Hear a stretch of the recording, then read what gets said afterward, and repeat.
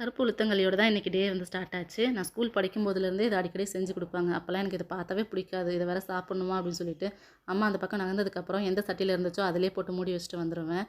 இப்போது 2 குழந்தை பிறந்ததுக்கப்புறமா உடம்புல இருக்க நட்டு போல்ட்லாம் லூஸ் ஆகி வரும்போது தான் இதோட அருமை தெரியுது. அதனால் வேணான்னு சொல்லாமல் அதை வாங்கி சாப்பிட்டுட்டேன். அடுத்தது பார்த்திங்கன்னா எனக்கு ரொம்ப ஃபேவரட்டான ரெசிபி. சின்ன பிள்ளையிலேருந்தே எனக்கு எள்ளு உருண்டைனா ரொம்ப பிடிக்கும். எப்போ வேணால் சாப்பிட்லாம், எவ்வளோ வேணால் சாப்பிட்லாம் அப்படின்ற மாதிரி நான் கணக்கில்லாமல் சாப்பிட்டுட்ருப்பேன். மதியத்துக்கு வந்து நாட்டுக்கோழி எடுத்திருந்தோம். எனக்கு மீன் எடுக்கணும்னு தான் ஆசை. ஏன்னா இங்கே மீன் ரொம்ப ஃப்ரெஷ்ஷாக இருக்கும். ஆனால் என்னை தவிர வீட்டில் வேறு யாருக்குமே மீன் சாப்பிட்ற இன்ட்ரெஸ்ட் இல்லைன்னு நினைக்கிறேன். எல்லாருமே வேணாம் வேணாம்னு சொல்லிட்டு இருந்தாங்க. அதனால் அவங்களுக்கு பிடிச்ச மாதிரி நாட்டுக்கோழியே எடுத்துகிட்டு வந்துட்டாங்க. கறி குழம்பை பொறுத்த வரைக்கும் அம்மியில் அரைச்சி வச்சாலோ, மண் சட்டியில் வச்சாலோ, விறகடுப்பில் வச்சாலோ அது வந்து டேஸ்ட் வந்து தனியாக இருக்குங்க. இன்றைக்கி வந்து அம்மா வீட்டில் எப்போவுமே கறி குழம்புக்கு அம்மியில் தான் அரைச்சி வைப்போம், மசாலாவை பொறுத்த வரைக்கும்.